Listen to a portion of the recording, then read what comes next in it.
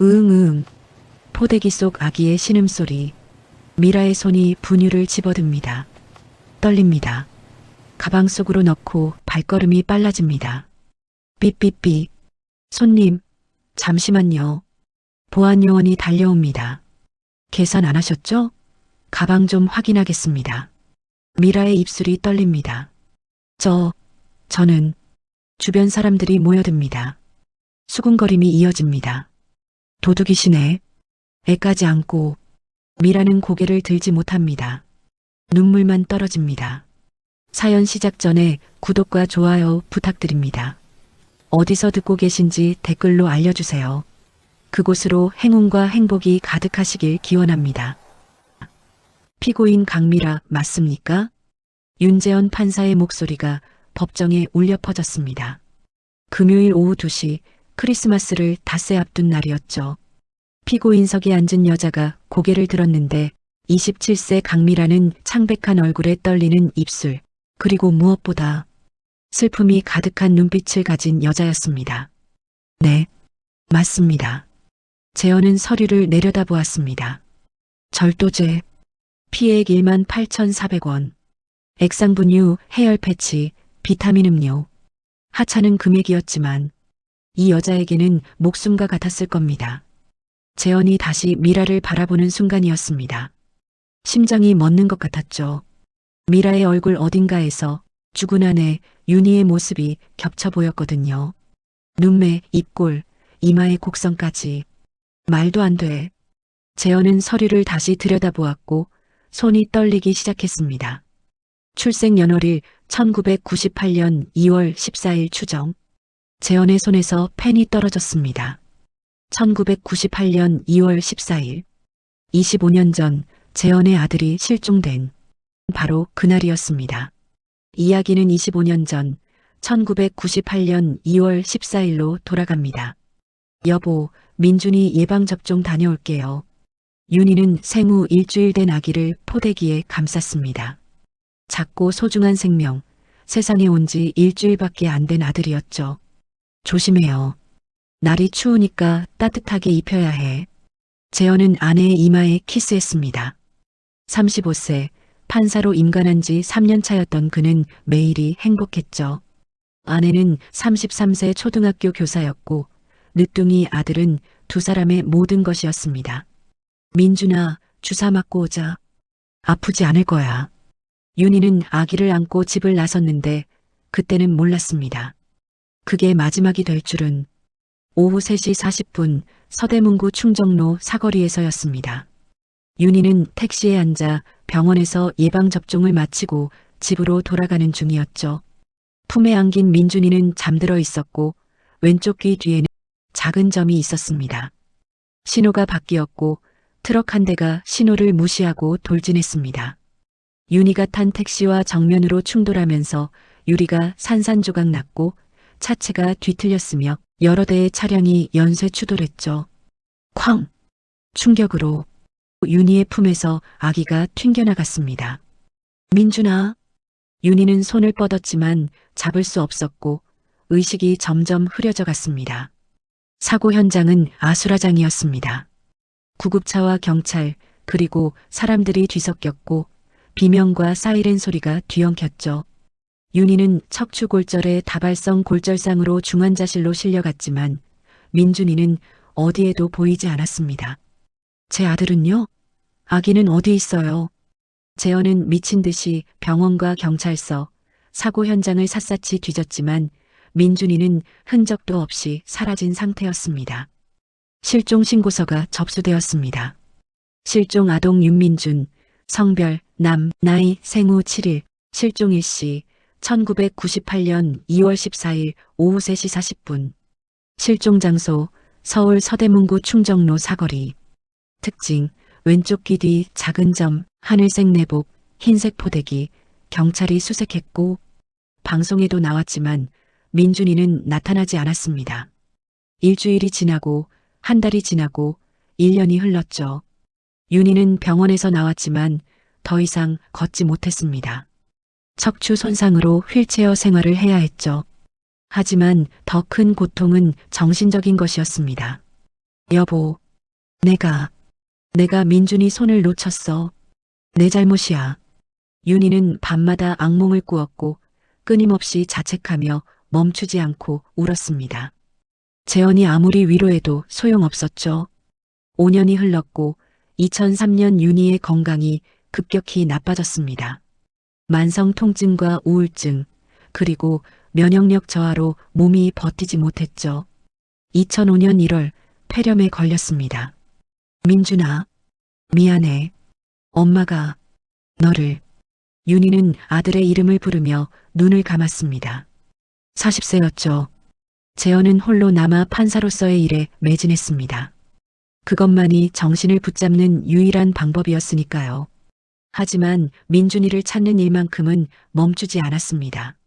실종 아동 데이터베이스를 매달 확인했고 보육원에 전화를 걸었으며 거리에서 비슷한 나이의 젊은이들을 볼 때마다 가슴이 뛰었죠. 20년이 흘렀습니다. 민준이는 이제 27세가 되었을 겁니다. 살아있을까요? 어떤 모습으로 살고 있을까요? 그러다 오늘 법정에서 이 여자를 만난 겁니다. 설마. 한 달 전 미라는 절망적이었습니다. 새벽 5시 반지하 방이었습니다. 나유라, 괜찮아. 엄마가 있어. 미라는 열이 펄펄 끓는 아기를 안고 있었습니다. 14개월 된 나유리는 이틀째 열이 내리지 않고 있었죠. 체온계는 39.5도를 가리켰고 핸드폰 잔고는 2,340원, 통장 잔고는 마이너스 47,000원이었습니다. 냉장고를 열었더니 식빵 3장과 계란 1개, 그게 전부였습니다. 미라는 27세였지만 이미 인생은 바닥이었습니다.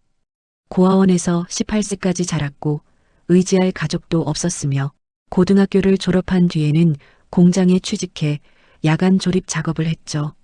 최저임금으로요. 25세의 남자를 만났습니다. 처음으로 사랑받는다고 느꼈지만 함께한 시간은 짧았습니다. 26세에 임신했죠. 지우자. 남자는 그렇게 말하고는 사라졌고 전화도 받지 않았습니다. 미라는 혼자 낳기로 결심하고 나유리를 낳았지만 현실은 녹록지 않았습니다. 한 달 전 공장에서 해고당했습니다. 경기가 안 좋아서요. 계약직이라 항의할 수도 없었죠. 대체 인력은 얼마든지 있었으니까요. 그날부터 구직 활동을 시작했지만 돌도 안 된 아기를 맡길 곳이 없었고 면접조차 볼 수 없었습니다. 돈이 떨어졌고 월세를 2달째 못 냈으며 집주인은 나가라고 했죠. 그리고 나유리가 아팠습니다. 보건소에 갔습니다. 폐렴 초기 증상 같은데요. 큰 병원 가보셔야겠어요.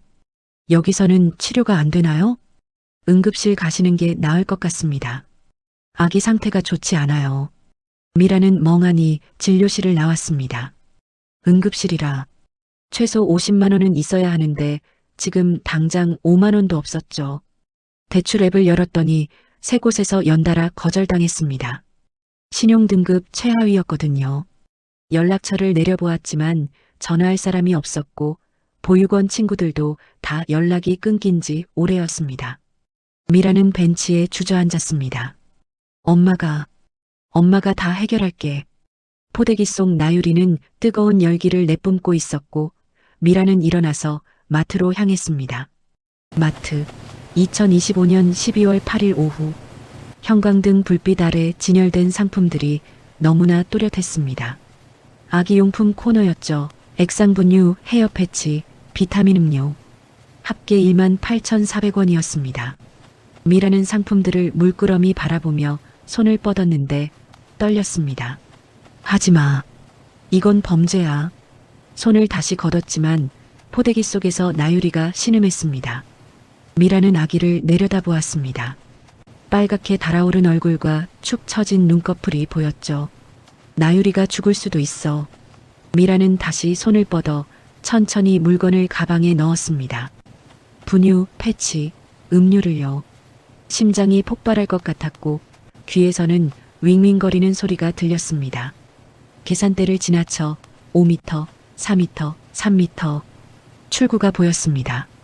2m, 1m 삐삐삐 센서가 울렸고 미라는 그 자리에 얼어붙었습니다. 손님, 잠시만요. 뒤에서 발소리가 들렸고 점점 빨라지고 있었습니다. 보안 요원이 다가왔죠. 계산하지 않으신 물건이 있는 것 같은데요. 가방 좀 확인해도 될까요? 미라는 대답할 수 없었고 입술만 떨렸습니다. 가방을 열었더니 물건들이 쏟아져 나왔습니다. 주변 사람들이 쳐다보기 시작했고 수군거렸죠. 저 여자 도둑이네. 애까지 안고. 요즘 세상에 저런 사람도 있어? 미라는 고개를 들 수 없었습니다. 지구대 조사실. 성함이 어떻게 되세요? 조명수 경사는 미라를 바라보았습니다. 아기를 아는 젊은 여성과 훔친 물건들을 보니 상황이 그려졌죠. 강미라입니다. 아기가 많이 아파 보이는데요. 조 경사는 포대기 속 나유리를 보았습니다. 축 처진 아기에게서 뜨거운 열기가 느껴졌죠. 미라는 대답 대신 눈물만 흘렸습니다. 조 경사는 자리에서 일어나 밖으로 나갔고 5분 후 손에 액상 분유한 팩과 아기 물티슈 그리고 작은 담요를 들고 돌아왔습니다. 일단 아기부터 챙기세요. 여기 따뜻하게 해주고요. 미라는 받아든 물건을 보며 울음을 터뜨렸습니다. 죄송합니다. 정말 죄송합니다. 괜찮아요. 진정하세요. 천천히 이야기해 봅시다. 조사가 시작되었고 미라는 모든 것을 털어놓았습니다. 보육원 출신이라는 것, 혼자 아기를 키운다는 것, 해고당했다는 것, 돈이 없다는 것, 아기가 아프다는 것을요. 조 경사는 묵묵히 기록하면서 때때로 고개를 끄덕였습니다. 가족은 없으세요? 없습니다. 고아원에서 자랐어요. 아이 아버지는요? 연락이 끊겼습니다. 조 경사는 펜을 내려놓고 잠시만 기다려주세요라고 말하며 밖으로 나가 전화를 걸었습니다. 10분 후 한 여성이 들어왔습니다. 안녕하세요. 저는 이 지역 담당 사회복지사 한소정입니다. 35세 한소정은 밝은 표정으로 미라에게 다가왔습니다. 아기가 많이 힘들어 보이네요. 병원은 가보셨어요? 보건소에 갔었는데 큰 병원 가보라고 했어요. 지금 당장 응급실 가셔야 할 것 같은데요. 제가 도와드릴게요. 의료비 지원 받으실 수 있어요. 미라는 고개를 들었고 소정의 눈빛은 진심으로 보였습니다. 하지만 미라는 쉽게 받아들일 수 없었죠. 평생 누구에게도 도움받지 못했거든요. 아니, 정확히는 도움을 청했다가 거절당했었습니다. 저, 괜찮습니다. 미라는 고개를 저었고 소정은 당황한 표정을 지었습니다. 조 경사가 옆에서 입을 열었죠. 받으세요. 아기 건강이 더 나빠지면 어떡해요. 제가 알아서 할게요. 미라의 목소리는 떨렸지만 단호했습니다. 소정은 더 이상 강요하지 않았고 대신 명함을 한 장 더 꺼내 미라 손에 쥐어주었습니다. 언제든 연락하세요. 제가 도와드릴게요. 혼자 견디지 마세요. 미라는 명함을 받았지만 아무 말도 하지 않았습니다. 조사가 끝났습니다. 절도죄로 입건됩니다. 며칠 후 약식 명령서가 집으로 발송될 거예요. 벌금이 나올 겁니다. 얼마나 나오나요? 보통 이런 경우 50만 원에서 150만 원 사이예요. 미라는 머리가 하얘졌습니다. 150만 원이라니 어떻게 만들지? 한 가지 방법이 있긴 합니다. 정식 재판을 신청하시는 거예요. 약식 명령에 불복해서 정식 재판을 청구하시면 판사님 앞에서 사정을 말씀드릴 수 있어요. 상황에 따라 벌금이 줄어들 수 있습니다. 조 경사는 메모지에 뭔가 적어 미라에게 건넸습니다. 법률구조공단이에요. 무료로 변호사 선임해드립니다. 아기 먼저 병원 데려가세요. 건강이 최우선입니다. 미라는 고개를 숙여 인사하고 지구대를 나섰습니다. 사흘 후 등기우편이 도착했고 미라는 떨리는 손으로 봉투를 뜯었습니다. 약식 명령서, 벌금 150만 원. 최악의 금액이었고 미라는 바닥에 주저앉았습니다. 다행히 나유리는 조금 나아졌습니다. 미라가 마지막 남은 돈으로 약국에서 해열제를 사서 먹인 덕분이었죠. 하지만 이제 정말 끝이었습니다. 핸드폰이 울렸습니다. 조 경사였죠. 약식 명령서 받으셨죠? 정식 재판 신청하세요. 지금 상황에서 150만 원 내는 건 불가능하잖아요. 하지만 재판이라는 게 무섭죠. 하지만 지금은 그게 유일한 방법이에요. 법률구조공단에 연락하세요. 제가 연결해 드릴게요. 1시간 후 다른 번호로 전화가 왔습니다. 법률구조공단입니다. 국선 변호인 선임해 드릴게요. 내일 오실 수 있으세요? 네, 가겠습니다. 작은 희망이 보이기 시작했습니다. 다음 날 아침 미라는 나유리를 포대기에 감싸고 법률구조공단으로 향했습니다. 38세 박지훈 변호사는 차분한 인상이었죠. 자세히 말씀해 주시겠어요? 미라는 처음부터 끝까지 설명했고 박 변호사는 노트북에 타이핑하면서 들었습니다. 솔직히 말씀드리면 절도죄 자체는 부정할 수 없습니다. 하지만 범행 동기와 상황을 고려하면 충분히 감경 사유가 되죠. 벌금이 얼마나 줄어들 수 있을까요? 20만 원에서 50만 원 선으로 줄일 수 있습니다. 집행유예 가능성도 있고요. 정식 재판 신청하시면 한 달 정도 후에 재판 열릴 거예요. 그 전까지 증거 자료를 최대한 모아주세요. 미라는 서류를 받아들었습니다. 집으로 돌아오는 길에 구청 앞을 지나가다 문득 한소정 복지사가 떠올랐습니다. 명함이 주머니에 있었죠. 미라는 잠시 망설이다 구청 안으로 들어갔습니다. 미라 씨, 어떻게 오셨어요? 소정이 놀란 표정으로 달려왔습니다. 저, 도움이 필요할 것 같아서요. 소정은 미라를 상담실로 안내했고, 일단 긴급 생계비 신청부터 할게요. 의료비 지원도 신청하고요라고 말하며 빠르게 서류를 작성했습니다. 정말 감사합니다. 천만에요. 이제 혼자 버티려고 하지 마세요. 우리가 있잖아요. 미라는 처음으로 눈물을 보였고 소정은 미라의 손을 꽉 잡아주었습니다. 그 따뜻함이 미라의 얼어붙은 마음을 조금씩 녹이기 시작했죠. 일주일 후 긴급 생계비 50만 원이 지원되었습니다. 미라는 밀린 월세 일부를 냈고 나유리를 병원에 데려갔습니다. 폐렴 초기 단계네요. 항생제 처방해 드릴게요. 치료를 받았고 일주일 만에 나유리는 완전히 회복되었습니다. 나유리가 건강을 되찾자 미라에게도 힘이 났죠. 편의점 야간 알바를 구했습니다. 밤 10시부터 새벽 6시까지였는데 힘들었지만 포기할 수 없었습니다. 재판 준비를 시작했고 병원 기록과 해고, 통지서, 근무 확인서를 모았습니다. 한 달이 흘렀습니다. 재판 전날 밤 재현은 잠들 수 없어서 서재로가 책장 깊숙한 곳에 보관해둔 상자를 꺼냈습니다. 민준이의 상자를 열었더니 하늘색 작은 내복이 나왔습니다. 실종 당시 입고 있던 것이었죠. 사진도 나왔는데 생후 사흘 된 민준이가 병원에서 찍은 사진이었습니다.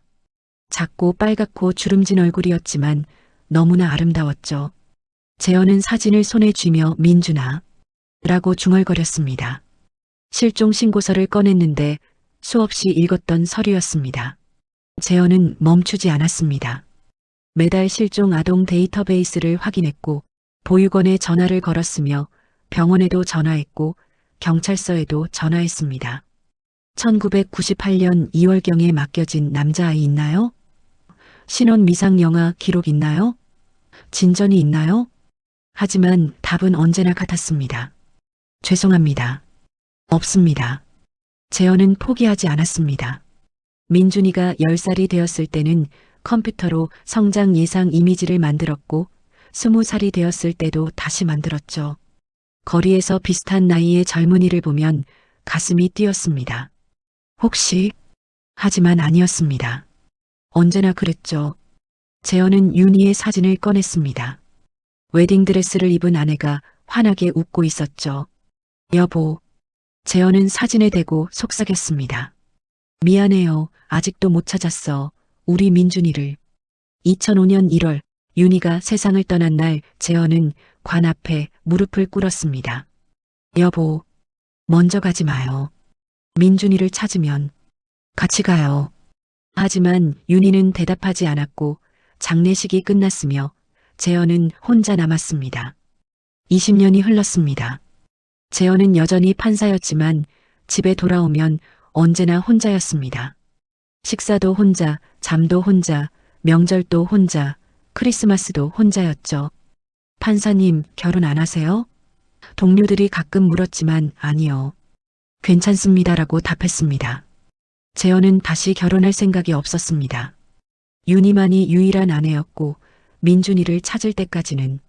그러다 오늘 법정에서 그 여자를 만난 겁니다. 강미라 출생일 1998년 2월 14일. 민준이 실종일과 같은 날이었죠. 가슴이 뛰었습니다.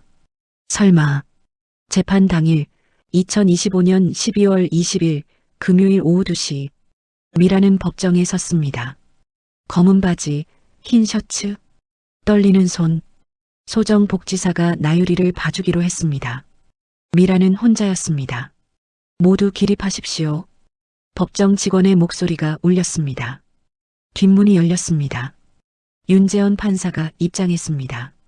62세, 흰머리가 섞인 단정한 모습, 표정은 엄숙했지만 눈빛은 따뜻해 보였습니다. 재현은 판사석에 앉았습니다. 모두에게 착석을 지시했습니다.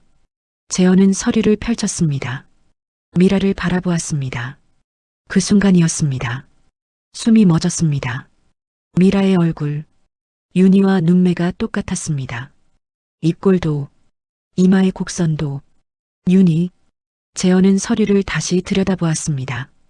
피고인 강미라 생년월일 1998년 2월 14일 추정, 출생지 미상, 보호자 없음, 보육원 출신, 손이 떨렸습니다. 재판이 시작되었습니다. 검사가 공소사실을 낭독했습니다. 피고인은 2025년 12월 8일 서대문구 소재 마트에서 액상분유 등 18,400원 상당의 물건을 절취한 사실이 있습니다. 박지훈 변호사가 변론했습니다. 재판장님, 피고인은 범행 사실을 인정하고 깊이 반성하고 있습니다. 박 변호사는 미라의 상황을 설명했습니다. 보육원 출신, 가족 없음, 싱글맘, 해고, 경제적 궁핍, 아픈 아기, 극심한 생활고 속에서 어린 자녀의 생명을 지키기 위한 범행이었습니다. 박 변호사는 증거 서류들을 제출했습니다. 나유리의 병원 기록, 폐렴 초기 진단서, 해고 통지서, 근무 확인서. 재현은 서류들을 하나씩 검토했습니다. 피고인에게 직접 물어보겠습니다. 재현의 목소리가 법정에 울렸습니다. 미라는 고개를 들었습니다. 재현과 눈이 마주쳤습니다. 재현은 또다시 묘한 감정을 느꼈습니다. 미라의 눈빛, 어딘가 익숙했습니다. 왜 이렇게까지 할 수밖에 없었습니까? 미라는 입술을 깨물었습니다. 눈물이 차올랐습니다. 하지만 참았습니다. 죄송합니다. 아이가 아파서, 병원비도 없고 약값도 없어서 다른 방법이 떠오르지 않았습니다. 미라의 목소리는 떨렸지만 진심이 담겨 있었습니다. 재현은 말없이 미라를 바라보았습니다. 아이는 지금 어떻습니까? 많이 좋아졌습니다. 복지사님 도움으로 병원 치료받고 이제 건강합니다. 현재 하시는 일은요? 편의점에서 야간 아르바이트 하고 있습니다. 낮에는 아이 돌보고 밤에 일합니다. 재현은 고개를 끄덕였습니다. 다시 서류를 들여다보았습니다.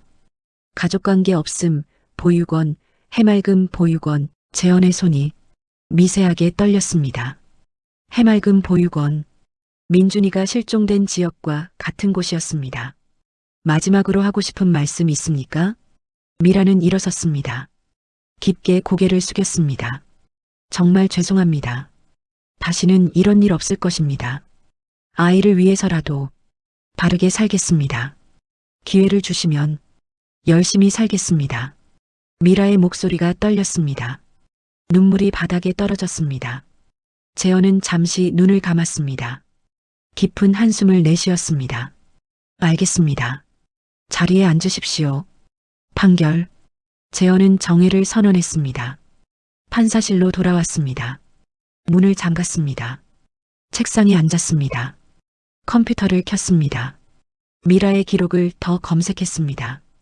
강미라 출생 1998년 2월 18일 발견 장소 이화여대 부속병원 응급실 앞, 발견 상태 생후 3, 4일로 추정, 실제 추정 11일, 특이사항 왼쪽 귀뒤 작은 점, 오른쪽 발목 흉터, 성별 담당 의사 판정. 재현은 숨을 멈췄습니다. 왼쪽 귀 뒤 작은 점. 민준이에게도 똑같은 점이 있었습니다. 정확히 같은 위치에. 재현은 서랍을 열었습니다. 민준이 사진을 꺼냈습니다. 생후 3일 된 민준이. 재현은 사진과 기억 속 미라의 얼굴을 비교했습니다. 닮았어. 윤희와. 그리고 어쩌면. 하지만 문제가 있었습니다. 민준이는 남자였습니다. 미라는 여자였습니다. 성별이 다른데. 재현은 다시 기록을 봤습니다. 발견 시 외상 흔적 있음. 재현은 의학 논문을 검색했습니다. 신생아 성별 오인 사례. 몇 개의 논문이 나왔습니다. 신생아 외음부는 크기가 작고 미발달 상태라 유관 판정이 어려울 수 있다. 특히 외상이 있거나 부종이 있는 경우 오진 가능성이 높아진다. 재현은 숨을 깊이 들이쉬었습니다. 가능하다. 가능해. 타임라인을 정리했습니다. 1998년 2월 18일 병원 앞 발견, 생후 11일 모든 게 맞아떨어졌습니다. 재현은 가슴이 뛰었습니다. 민준아, 혹시 내가 살아있는 거니? 30분 후 재현은 법정으로 돌아왔습니다. 판결문을 읽기 시작했습니다. 피고인 강미라는 절도죄를 범한 것은 명백합니다. 재현은 잠시 멈췄습니다. 미라를 바라보았습니다. 그러나 범행 동기와 경위, 그리고 현재 상황을 종합적으로 고려할 때 정상 참작의 여지가 큽니다. 재현의 목소리에 온기가 담겼습니다. 피고인은 극심한 생활고 속에서 어린 자녀의 생명을 지키기 위해 범행에 이르렀습니다. 이는 모성애의 발현이었으며 계획적이거나 상습적인 범죄가 아닙니다. 또한 현재 성실히 일하며 삶을 재건하려는 노력을 보이고 있습니다. 재현은 판결문을 내려다보았습니다. 따라서 본 법원은 피고인에게 벌금 20만 원을 선고합니다. 미라는 믿을 수 없었습니다. 눈물이 쏟아졌습니다. 또한 관할 복지기관과 연계하여 지속적인 지원이 이루어지도록 권고합니다. 재현은 미라를 바라보며 조용히 말했습니다. 앞으로 힘든 일 있으면 주저하지 말고 도움을 청하십시오. 혼자 견디려 하지 마십시오. 재현의 목소리가 떨렸습니다. 당신과 아이의 삶이 더 나아지길 바랍니다. 미라는 고개를 숙여 인사했습니다. 감사합니다. 정말 감사합니다. 재현은 자리에서 일어났습니다. 법정을 나가려다 멈췄습니다. 다시 한번 미라를 돌아보았습니다. 미라도 재현을 보고 있었습니다. 두 사람의 시선이 공중에서 마주쳤습니다. 그 짧은 순간 재현은 확신했습니다. 이 여자, 내 딸이야.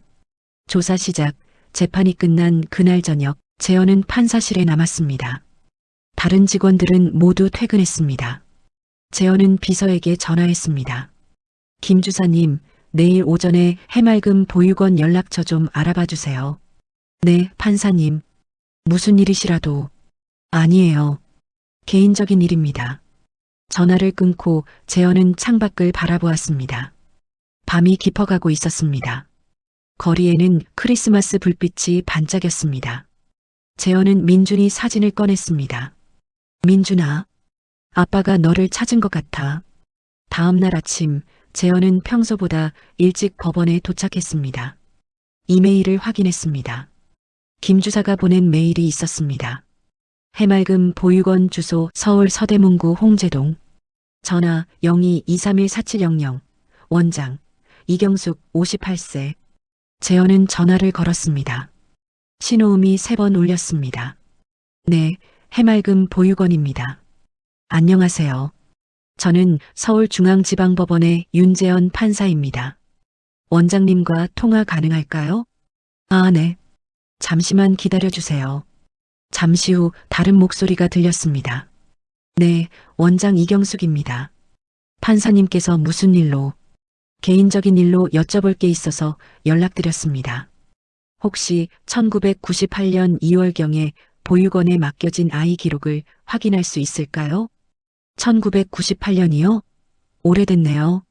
어떤 아이를 찾으시는데요? 2월 14일이나 그 무렵에 발견되어 맡겨진 아이입니다. 이름은 강미라일 가능성이 있습니다. 전화 너머로 서류 넘기는 소리가 들렸습니다. 아, 기억나네요. 그 아이, 병원 앞에서 발견됐죠? 당시 생후 며칠 안 된 신생아였어요. 재현의 심장이 빠르게 뛰었습니다. 혹시 그 아이에 대한 자세한 기록이 남아있나요? 네, 기록은 보관하고 있습니다. 다만 개인정보라서 판사님께서 왜 그 아이를 찾으시는지 여쭤봐도 될까요? 재현은 잠시 망설였습니다. 그리고 솔직하게 말하기로 했습니다. 사실은 제가 25년 전에 아들을 잃어버렸습니다. 교통사고 당시 실종됐는데 시기와 장소가 그 아이와 겹치는 부분이 있어서요. 전화 너머에서 놀란 듯한 한숨소리가 들렸습니다. 그러시군요. 판사님, 혹시 직접 오실 수 있으세요? 전화로 말씀드리기엔 내용이 좀 많습니다. 네, 언제든 가겠습니다. 오늘 오후에 시간 괜찮으실까요? 네, 오후 3시에 오시겠어요? 감사합니다, 원장님. 해맑음 보육원 오후 3시. 재현은 해맑음 보육원을 찾았습니다. 서대문구의 조용한 주택가 3층 건물. 현관문을 열고 들어서자 아이들의 웃음소리가 들렸습니다. 재현은 가슴이 먹먹해졌습니다. 민준이도 여기서 자랐을까? 판사님이시죠? 이쪽으로 오세요. 이경숙 원장이 나타났습니다. 58세, 온화한 인상. 원장실로 안내되었습니다. 책상 위에는 낡은 파일이 놓여 있었습니다. 먼저 판사님 이야기부터 듣고 싶습니다. 재현은 25년 전의 일을 차근차근 설명했습니다. 1998년 2월 14일 교통사고, 생후 7일 된 아들 민준의 실종, 아내 윤희의 죽음, 20년간의 수색. 원장은 진지하게 들었습니다.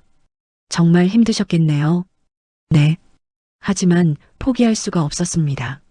그러다 며칠 전 재판에서 강미라라는 사람을 만났는데 원장은 파일을 열었습니다. 강미라, 보육원에서 지어준 이름이에요. 본명은 없습니다. 발견 당시 상황을 알 수 있을까요? 원장은 서류를 읽기 시작했습니다.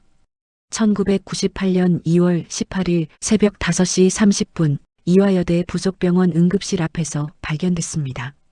박스에 담겨 있었다고 해요. 누군가 놓고 간 거죠. 2월 18일이요? 제 아들이 실종된 건 2월 14일인데 나흘 차이가 나네요. 하지만 원장은 다른 서류를 꺼냈습니다. 당시 병원에서 간단한 건강검진을 했는데요.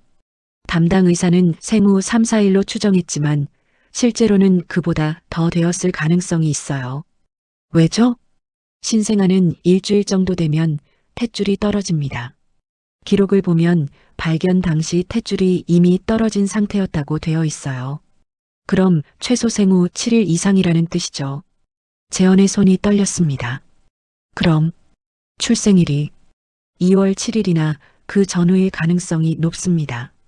그리고 실종일인 2월 14일과 발견일인 2월 18일 사이 4일간 어디 있었는지는 알 수 없어요. 재현은 숨을 깊이 들이쉬었습니다. 특이사항은요? 왼쪽 귀 뒤에 작은 점이 있다고 되어 있네요. 그리고 오른쪽 발목에 옅은 흉터 같은 게 있었다고.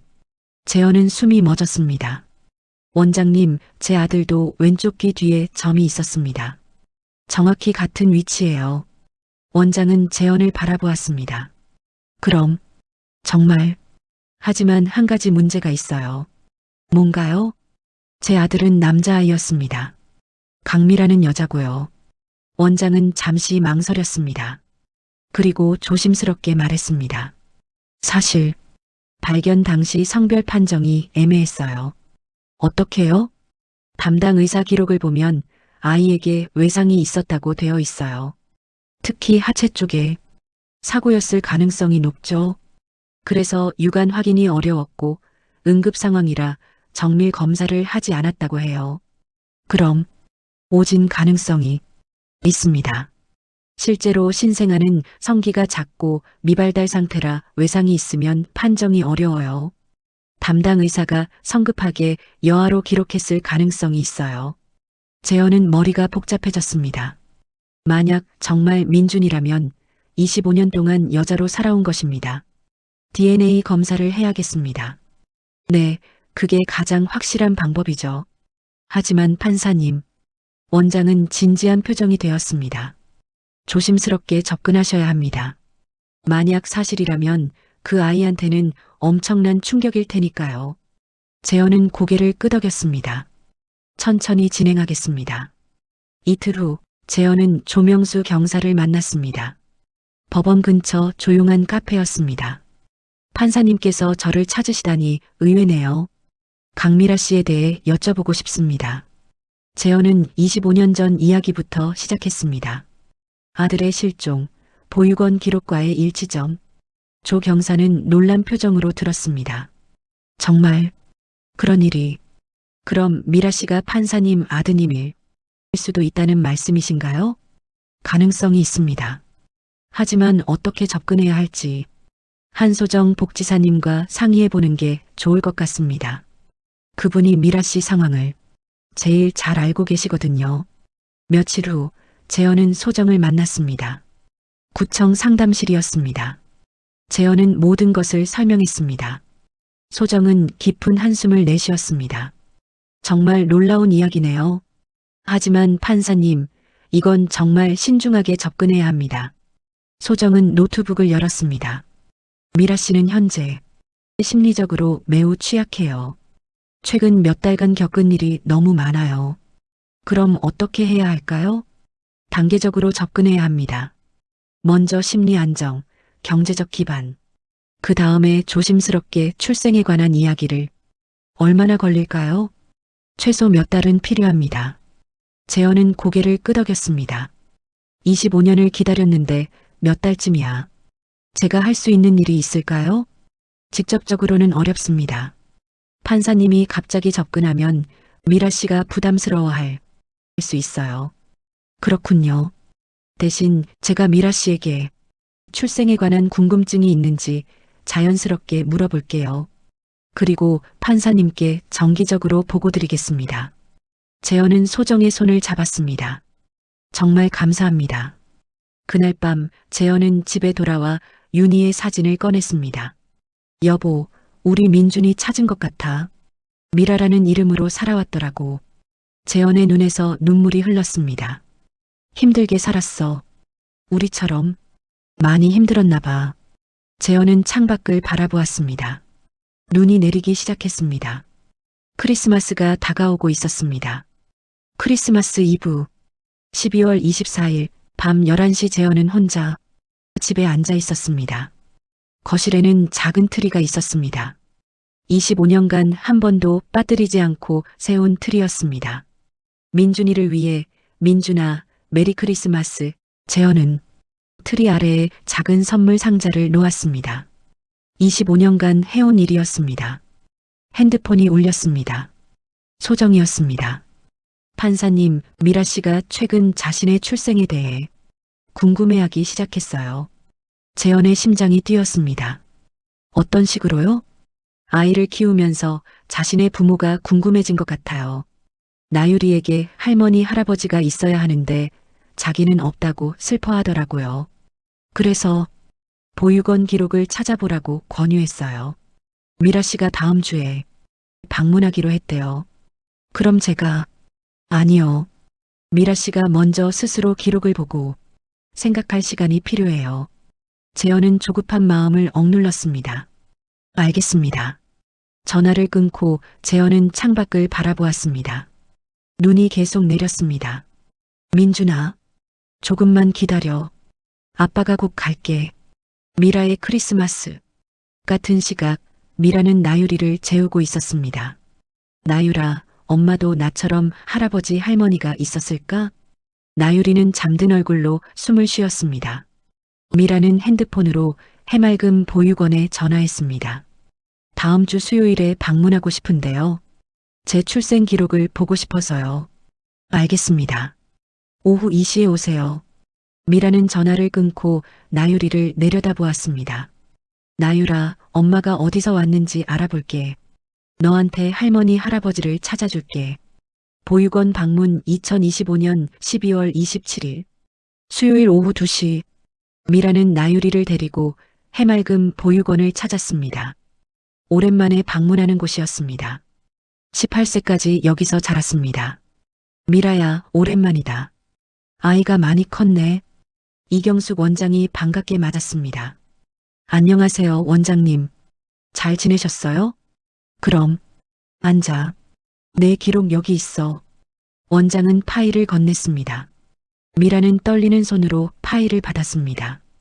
발견 일시 1998년 2월 18일 새벽 5시 30분 이화여대 부속병원 응급실 앞 상태 생후 3, 4일 추정 실제 추정 11일 특이사항 왼쪽 귀 뒤 점 오른쪽 발목 흉터 성별 여 신원 확인 불가.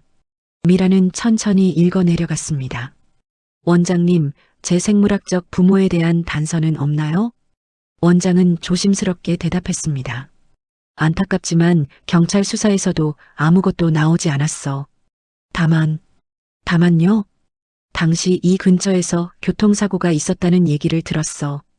그 사고로 실종된 아기가 있었다고 하더라고. 미라는 귀를 기울였습니다. 실종된 아기요?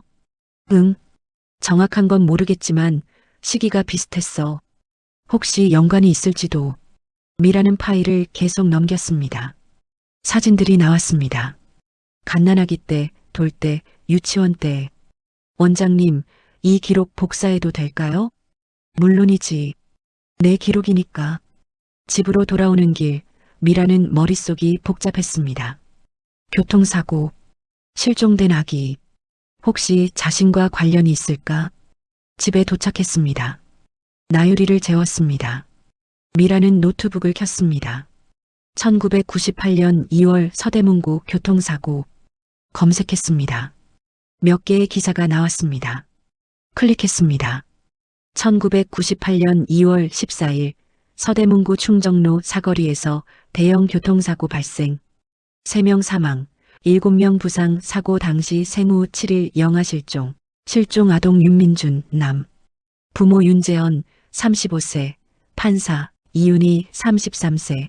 교사 모친 중상. 영아는 충격으로 차 밖으로 튕겨나가 행방불명. 미라는 숨이 멎었습니다. 윤재헌.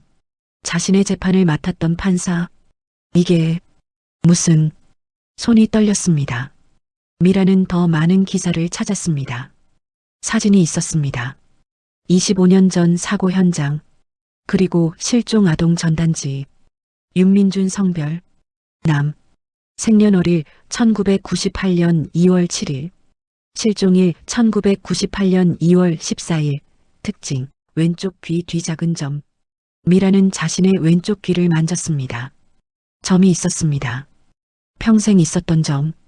혹시 내가 그 아기. 하지만 말이 안 됐습니다. 난 여자인데. 기사에는 남아라고. 미라는 밤새 잠을 이루지 못했습니다. 진실을 향해. 다음 날 아침 미라는 소정에게 전화했습니다. 복지사님, 제가 여쭤볼 게 있어요. 응, 말해봐. 1998년에 서대문구에서 실종된 윤민준이라는 아기에 대해 아세요? 전화 너머 침묵이 흘렀습니다. 복지사님? 미라 씨, 그 이야기를 어떻게 알게 됐어요? 인터넷 검색하다가. 혹시 저랑 관련이 있나요? 소정은 깊은 한숨을 내쉬었습니다. 미라 씨, 우리 만나서 얘기해요. 지금 시간 괜찮아요? 네. 지금 갈게요. 1시간 후 구청 상담실. 미라는 소정 맞은편에 앉았습니다. 소정은 조심스럽게 입을 열었습니다. 미라 씨, 제가 지금부터 하는 얘기를 듣고 놀라실 수 있어요. 하지만 진실이에요. 미라는 긴장한 표정으로 고개를 끄덕였습니다. 윤재헌 판사님이 미라 씨를 찾고 계셨어요. 재판 이후 계속요. 저를요? 왜요? 판사님은 25년 전에 아들을 잃었어요. 바로 윤민준이라는 아이죠. 소정은 계속 말했습니다. 미라 씨의 출생 기록과 실종 기록이 너무 많이 일치했어요. 날짜, 장소, 신체 특징. 미라는 입을 다물지 못했습니다. 그럼 저가 아직 확실하지 않아요. DNA 검사를 해봐야 알 수 있어요. 하지만 가능성은 매우 높습니다. 미라는 울음을 터뜨렸습니다. 그럼 제게 아버지가 있다는 건가요? 소정은 미라의 손을 잡았습니다. 네. 그리고 그분은 25년 동안 미라 씨를 찾아 헤맸어요. 한 번도 포기하지 않았어요. 미라는 한참을 울었습니다. 하지만 전 여자인데 기사에는 남아라고 신생아 때 성별 오인이었을 가능성이 있어요. 사고로 외상이 있었고 응급 상황에서 오진했을 수 있어요. 미라는 머리가 복잡했습니다. 판사님을 만날 수 있을까요? 물론이죠. 판사님도 미라 씨를 만나고 싶어 하세요. 첫 대면 2026년 1월 3일 일주일 후 병원 상담실 미라와 재현이 처음으로 마주 앉았습니다. 재판 이후 처음이었습니다. 재현은 미라를 보자마자 눈물을 흘렸습니다. 미라 씨, 판사님. 아니, 아버지라고 불러주면 안 될까요? 미라는 고개를 끄덕였습니다. 하지만 쉽게 말이 나오지 않았습니다. 25년간 없었던 관계. 하루아침에 만들 수는 없었습니다. 일단 검사부터 하죠. DNA 검사는 간단했습니다. 구강세포 채취 결과는 일주일 후에 나옵니다. 기다림. 그 일주일은 두 사람 모두에게 길고 짧았습니다. 재현은 매일 미라에게 문자를 보냈습니다. 잘 지내고 있니? 나유리는 건강하니? 필요한 거 있으면 말해. 미라는 짧게 답장했습니다. 네, 잘 있어요. 감사합니다. 재현은 잠을 이룰 수 없었습니다. 만약 아니라면, 또다시 실망하게 된다면. 하지만 동시에 확신했습니다. 아니야. 민준이가 맞아. 내 딸이야. 결과 2026년 1월 10일 금요일 오후 2시 소정이 두 사람을 병원으로 불렀습니다. 의사가 결과지를 들고 들어왔습니다. 검사 결과 의사는 잠시 멈췄습니다. 99.9% 확률로 생물학적 부녀관계가 맞습니다. 재현은 자리에서 일어나 미라를 껴안았습니다. 미라도 재현을 안았습니다. 두 사람은 한참을 울었습니다. 25년 만에 재회였습니다. 민준아. 아니, 미라야. 아빠가 너무 늦게 찾았구나. 미안해. 아니에요. 아빠, 찾아주셔서 감사해요. 미라는 처음으로 아빠라는 단어를 입 밖으로 냈습니다. 그 단어가 낯설면서도 따뜻했습니다. 의사와 소정은 조용히 방을 나갔습니다. 두 사람만의 시간을 주기 위해. 아빠, 응, 미라야. 25년 동안 찾아주셔서, 포기하지 않으셔서 고마워요. 천만에. 넌 내 딸이야. 포기할 수 없었어. 두 사람은 한참을 안고 있었습니다. 새로운 시작. 한 달 후 미라는 결심했습니다. 아빠, 나율이랑 같이 살고 싶어요. 재현은 환하게 웃었습니다. 나도 그러고 싶었어. 우리 집으로 오렴. 미라와 나율이는 재현의 집으로 이사했습니다. 넓은 아파트. 처음에는 어색했습니다. 재현은 요리를 못했습니다.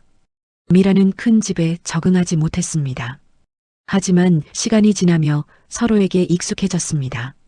재현은 나유리를 무척 사랑했습니다. 할아버지. 나유리는 이제 걸어다니며 재현을 불렀습니다.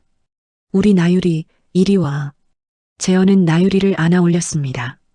손주를 본 할아버지의 행복한 얼굴이었습니다. 어느 날 저녁 세 사람은 식탁에 둘러앉아 식사했습니다. 아빠, 한 가지 물어봐도 될까요? 그럼 미라야, 뭐든지. 제 성별에 대해서. 재현은 젓가락을 내려놓았습니다.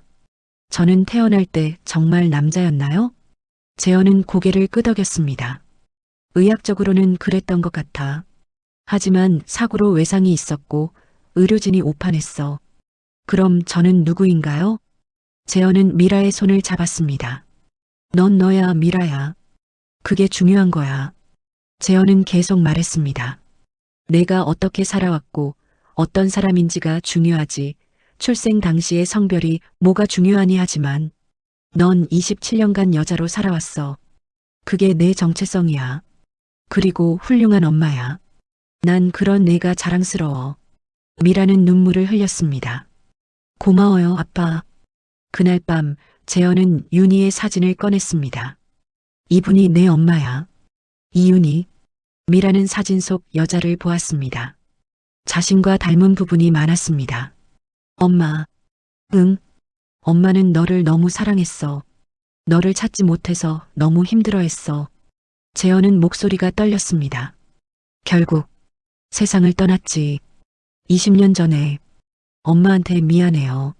제가 사라져서. 아니야. 내 잘못이 아니야. 누구의 잘못도 아니야. 두 사람은 한참을 사진을 보며 이야기를 나눴습니다. 잃어버린 25년의 시간을 조금씩 채워나갔습니다. 6개월 후 2026년 여름 어느 일요일 오후 세 사람은 공원에 나들이를 갔습니다. 나유리는 놀이터에서 뛰어놀았습니다. 이제 두 돌이 다 되어갔습니다. 미라와 재현은 벤치에 앉아 아이를 지켜보았습니다. 아빠, 행복해요. 나도야, 미라야. 이 모든 게 꿈만 같아요.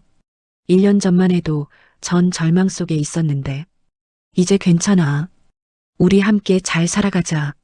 미라는 고개를 끄덕였습니다. 재현은 하늘을 바라보았습니다. 여보, 보고 있어? 재현은 하늘을 향해 속삭였습니다. 우리 민준이. 아니, 미라를 찾았어. 그리고 손주도 생겼어. 이제 행복하게 살 거야. 걱정 마. 바람이 불어왔습니다. 따뜻한 여름 바람이었습니다. 재현은 미소 지었습니다. 윤희도 어디선가 미소 짓고 있을 것 같았습니다. 나유리가 달려왔습니다. 엄마, 할아버지, 같이 놀아요. 미라와 재현은 일어섰습니다. 세 사람은 손을 잡고 놀이터로 향했습니다. 겨울 끝, 바람 부는 골목 끝에서 절망 속에 있던 모녀와 외로운 판사가 만났습니다. 법정이 가장 따뜻한 곳이 되었고 절도죄가 가족 재회의 시작이 되었습니다. 25년 만에 찾은 아이, 27년 만에 만난 아버지. 그들은 이제 함께 따뜻한 여름을 맞이하고 있었습니다. 오늘의 이야기가 마음에 드셨다면 구독과 좋아요 눌러주세요. 그리고 사연의 주인공을 위한 따뜻한 말씀도 댓글로 부탁드립니다. 시청해주셔서 감사합니다.